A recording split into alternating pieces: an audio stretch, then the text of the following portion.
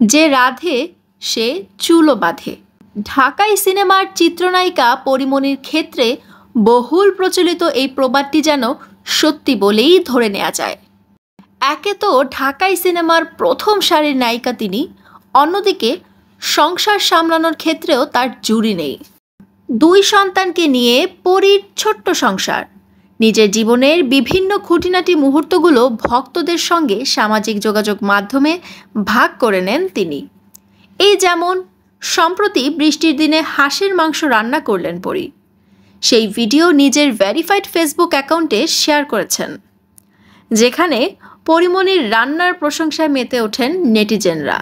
গেল শুক্রবার মধ্যরাতে হাঁসের মাংস রান্নার ভিডিও শেয়ার করে ক্যাপশনে পরীমনি লিখেছেন, আজ নাকি অনেক বৃষ্টি, নিজের হাতে রান্না হাঁসের মাংস। গত কয়েকদিন ধরেই টানা বৃষ্টি চলছে দেশ জুড়ে, সে কারণেই পছন্দের হাঁসের মাংস রান্না করার সিদ্ধান্ত নেন এই অভিনেত্রী।